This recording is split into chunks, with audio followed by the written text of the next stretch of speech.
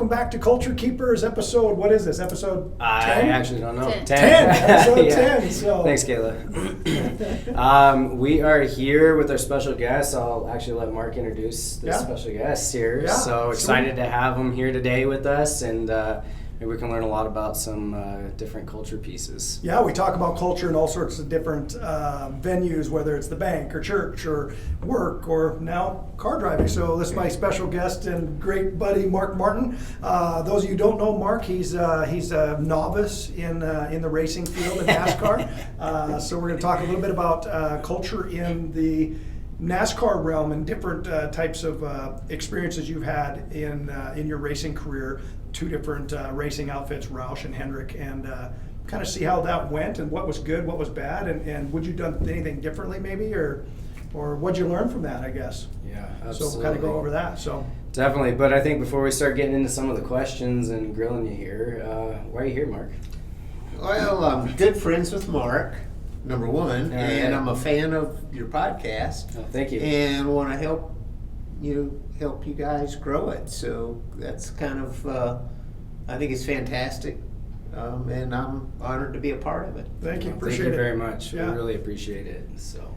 Like, share, subscribe. Remember, you forgot that. Oh part. yeah, don't forget before we get going, like, Remember. share, subscribe, or remember, sorry. Yes, like, share, subscribe. Kayla will put something down there. Yeah. Anyways, I guess let's kick it off. Tell us a little bit about, you started with Roush, right? So how did that come about? How did you get started, early career there? Well, Jack had, been in drag racing at an early age, and then, and he was always associated with Ford. And then he got a Ford supported him in a way that got him into road racing, and he built a legendary team and multi-team in road racing and had tremendous success.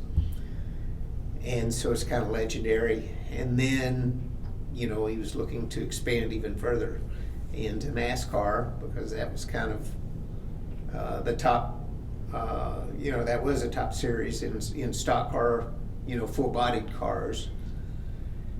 And Ford, encouraged him to get involved as well. So he decided to enter into the NASCAR realm in 1988. And being a newcomer and a guy from Michigan, which at the time, was still had real strong, southeastern roots to the sport. So it wasn't easy to break in from outside that circle. And then I say that because, he asked Bobby Allison if he would drive. He asked Jeff Gordon, I'm sorry, not Jeff Gordon, Jeff Bodine. I think Jeff Gordon wasn't quite in yet, was he? He was still in divers. Yeah. So he asked a number of established drivers. They weren't interested. Okay. Because he was, upstart guy, and they already had deals or whatever. And so, as a process of elimination, I kind of rose to the top of his choices. One of the reasons I think he liked me is because the first time we met, we talked about, what his engines were going to be like, what his cars, who were going to build the cars, who were going to work on the cars, was he going to have enough tires, were we going to have all the parts and pieces, were we going to be able to test, and I never asked if he would pay me or not. And he almost didn't that first year. So Minor slip. So that's kind of a long story, but that's, I'd been racing since I was 15, and I was 29 and had 4 national championships under my belt. So I had a lot of credentials, but I had a failed attempt at NASCAR as well. So nobody else in NASCAR was looking at me. Gotcha. So it was a great opportunity for me. So it gave you a chance. So what was the Roush culture? So there's different, there's structured culture, there's leadership by demand culture, there's An open, what type of culture was Roush? Well, Jack was a leader by example and demand. Okay. He was a very tough person. He grew up, he had to work for everything he got, and he expected everyone around him to want it as bad as he did. Sure. Those are the people that he hired. He didn't necessarily hire the most qualified. Okay. He hired people with big hearts and big desires. And I like to say he gave a lot of people the opportunity to realize their dreams. Okay. That's cool. What was his process in finding those people in the early years in particular? Well, mostly, by application or recommendation or interview or whatever. So he hired Steve Neal to be the general manager of the organization, and Steve would make recommendations to Jack on who to hire. But Jack was real particular. He didn't want to pay a lot. Mm-hmm. He wanted to grow somebody, and I was a driver that he could grow. Sure. Okay. And he did the same with mechanics. Now, when it came to hardware, he would get any hardware there was that needed. Okay. He was long on hardware. He'd get the stuff, but he wanted to keep a small group of people who really wanted it, were really hungry, and really work hard for it. And Okay. Jack worked hard, but he was also a part-time owner. Okay, He had a sure. business to run as well. And so I think the organization would have even been more successful had he been there full-time. Okay. Because he would have known when people were... He questioned everything everyone told him.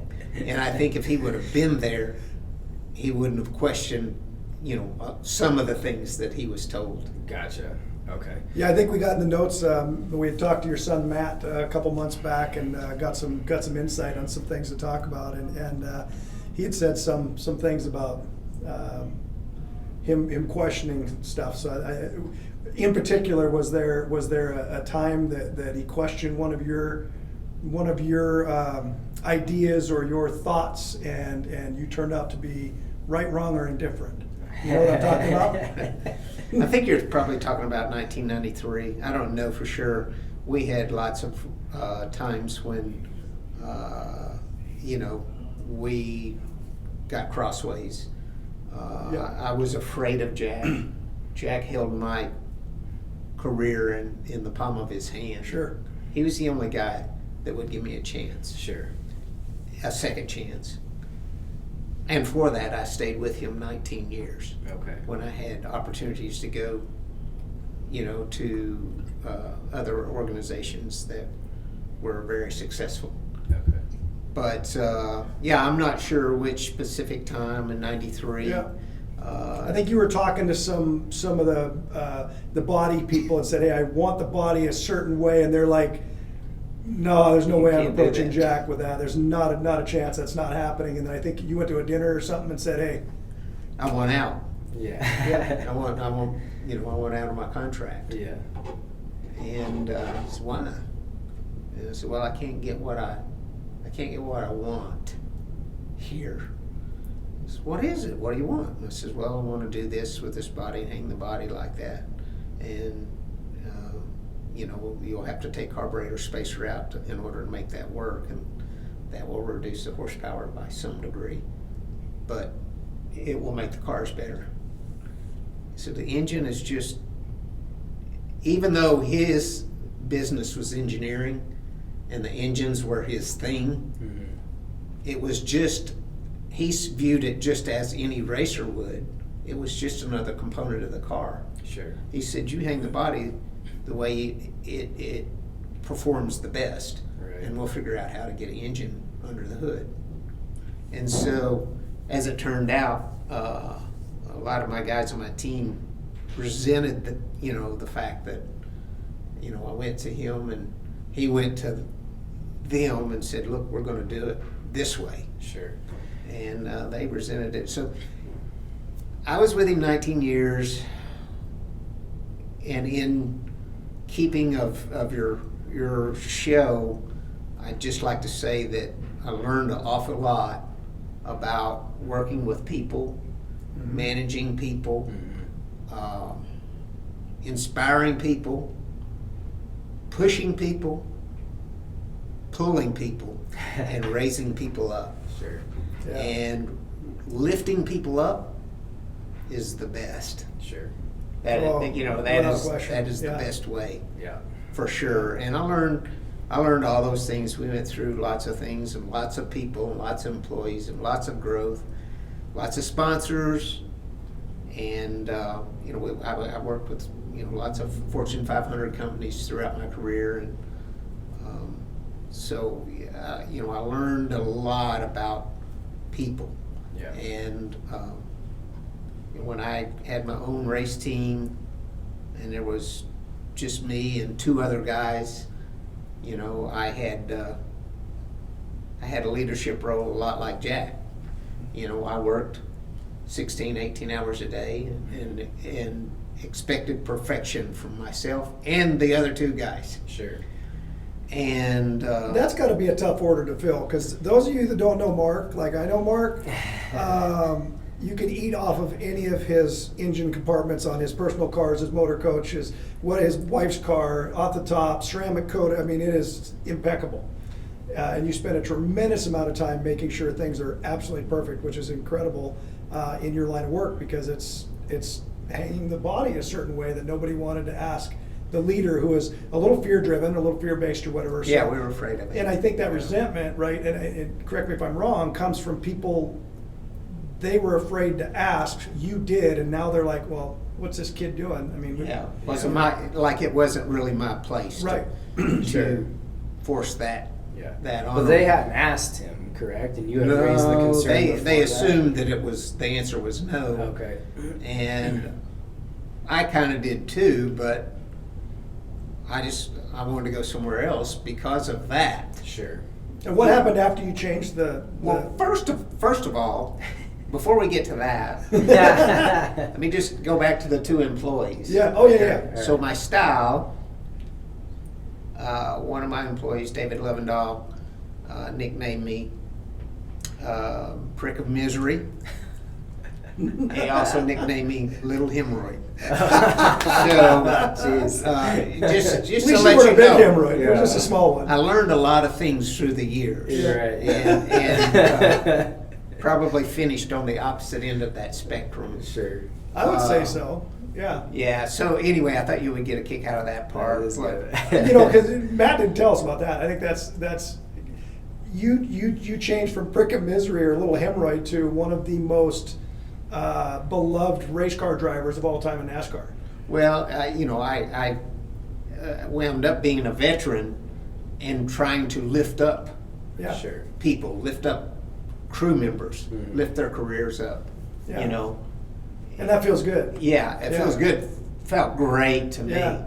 But a lot of them really remember it too. Sure. I mean, they have never forgotten how I was able to raise their level and also raise their visibility and give them credibility. Yeah. So that was good.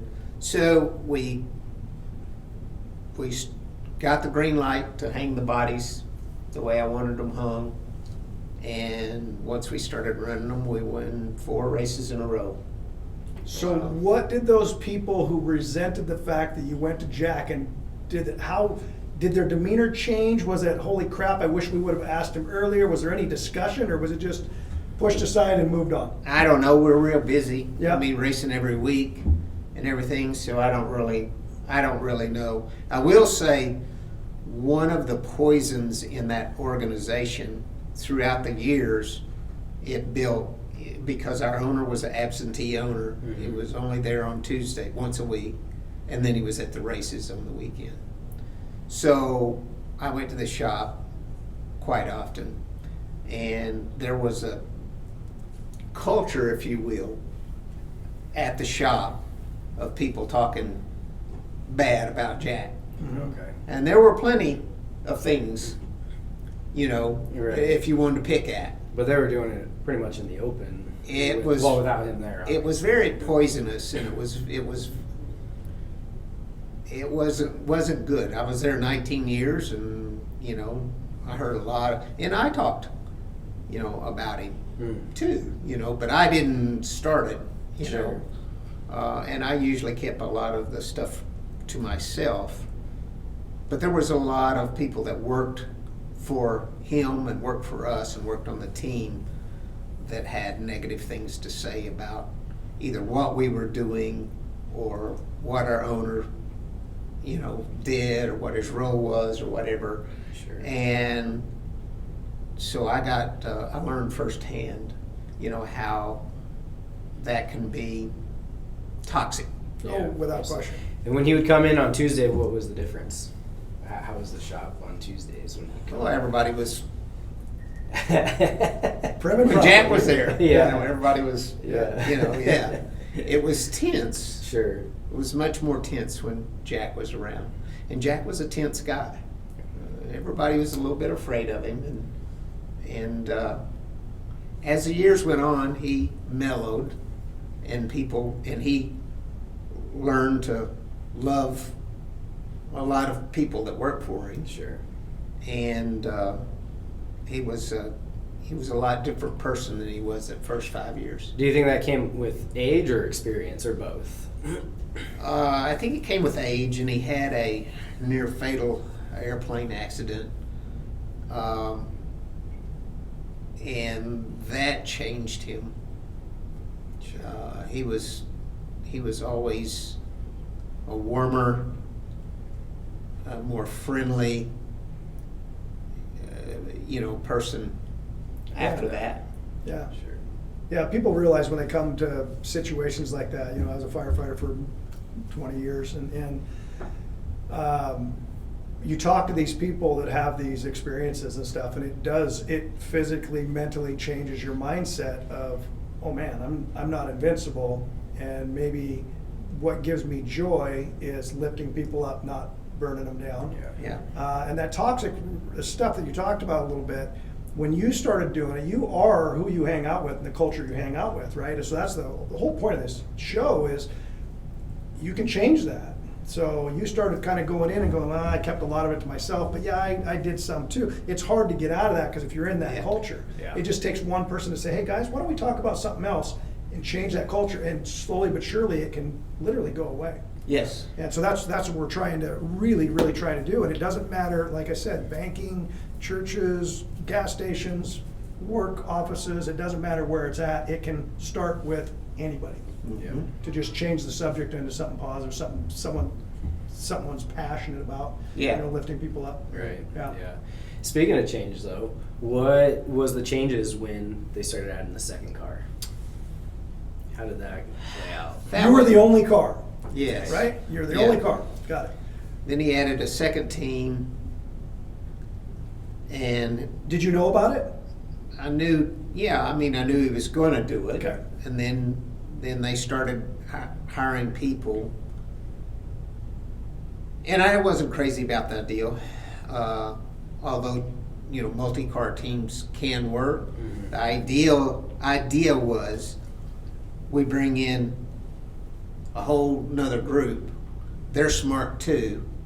We share everything. Sure. Collaboration. And you know, their knowledge raises the six. I drove the 6 car.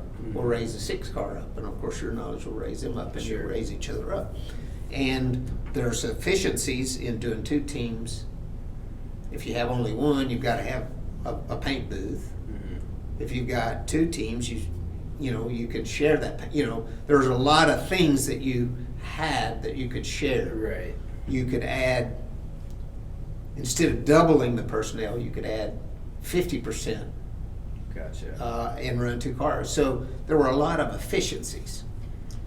Unfortunately, what Jack really did was he didn't bring in people on the level of the 6 car. Okay. So it was all junior, Gotcha. and it siphoned off the 6, and there was very little flow upward Gotcha. to the Yeah. 6. So they were taken away from the 6 team. Yeah, so there was the 6 guys resented it, and I resented it, Mm-hmm. and it wasn't successful for years and years. Sure. And the drivers that drove the cars didn't reach their full potential because they didn't, even though they had the same access to the same stuff the 6 car had, it's still, I still don't think it was as good. Sure. And Did it create like a more toxic culture because of that? Because of the resentment from the 6 team? It didn't help because it put more people in there. Right. Mhm. Yeah. So now you had more. So if you Sure. had 30% that were toxic to start with, now you had another 30%. Sure. Yeah. Was there ever any talk about, hey guys, this is the reason why we're doing this, so we can collaborate, we can do this, we can be more efficient, we can race better, we can draft with each other, we can block for each other? Was there any of that discussion, or did you just kind of go and you guys had to kind of learn as you went? No, all that was discussed, Mhm. and yet and it was all attempted to to make. Really, the idea was to make the 6 even better. Yeah. Sure. So wrong persons involved, wrong level of experience involved, just not a good mix. So Probably the sponsor probably wasn't big enough. Jack's culture was not to hire big wheels, Mhm. and there weren't enough little wheels near us at the time to make that thing strong. He needed some big wheels. Now later on, he added a 3rd team and a 4th team and a 5th team, and But the 3rd team changed a lot of things, right? yeah, when Jeff Burton came along, he didn't do it out of the same shop Sure. as my team and the 16 team, and that was a whole different deal. Big wheels, Yeah. a couple of big wheels and a lot of really good people, and people that wouldn't necessarily move. Our shop was like an hour and a half north of Charlotte. Most of these guys wouldn't move up there, the established guys. Gotcha. And they were able to get some established guys on Jeff Burton's 99 car, and they immediately started bringing stuff that rose the boat, Sure. raised the boat. Yeah. For the 6 car. Mm. And so, I immediately went to work trying to raise the level of the 99, and it really worked. And then, then eventually Greg Biffle got in the 16 car, and he won a bunch of races. Jeff Burton won a bunch of races, and then I got got Jack to hire Matt Kenseth, and he won a bunch of races. And so I believe it was 2005, somewhere in there. So somewhere in the early 2000s, Jack had 5 teams, and all 5 made it into the top 10. Oh, wow. So he had 50%. So the success was there, Yeah. but it didn't start that way. Right. And the culture changed tremendously. When we moved, my shop moved from north of Charlotte in to the same shop as the 99. Mm-hmm. And then eventually everybody moved to Charlotte. Okay. And the culture completely changed Mhm. over time, and we had the success, and there was a lot more respect for Jack within the shop. And Jack, was easier guy. He was still hard, but he's a lot easier to get along with. So did Jack bring that change of culture, or was it because the teams were getting along so well that they brought the culture? I They brought just that think change? it was a combination of all of it. Okay. Part of just moving, Mm-hmm. from the building that we were in up north. There were a lot of personnel changes, Okay. and over time, what got built in the Charlotte area was just a different organization than what originated.